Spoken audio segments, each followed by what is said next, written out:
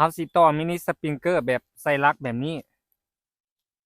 หรือว่าแบบบ่ใส่ลักตัวใดมันสิดีกว่ากันเนาะทุกคน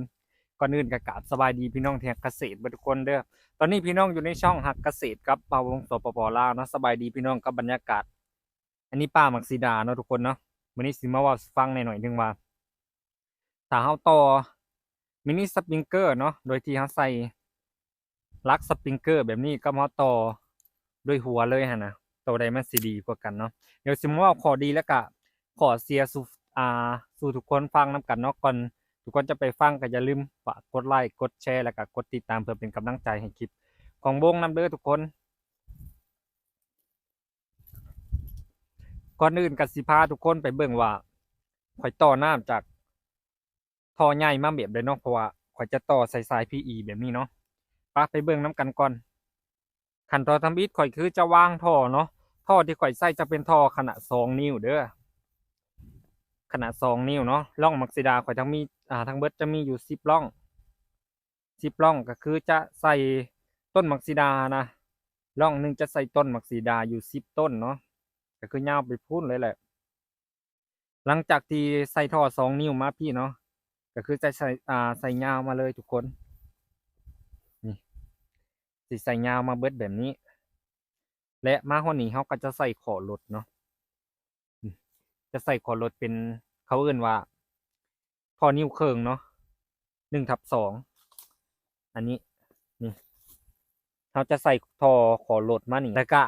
นี่เนาะทุกคน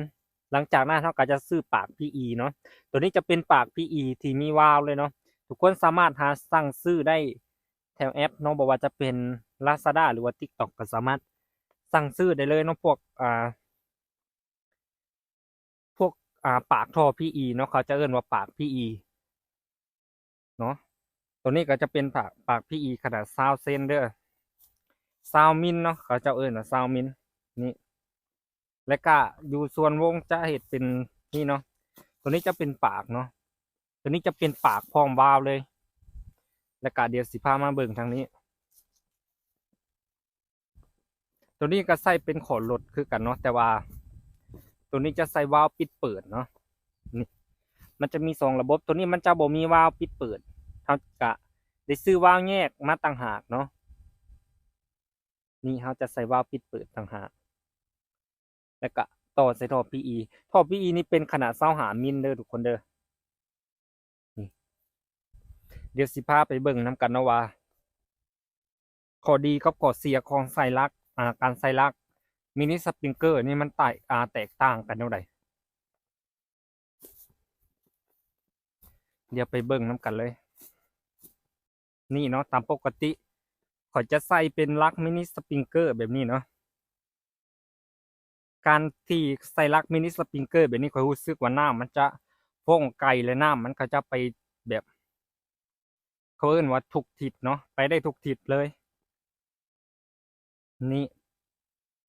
คือมันจะไปได้ไกลและน้ำมันก็จะกระจายไปไกลกว่ากันสำหรับการใส่ลักมินิสปริงเกอร์ก็คือมันดีกว่าแน่นอนทุกคนเลย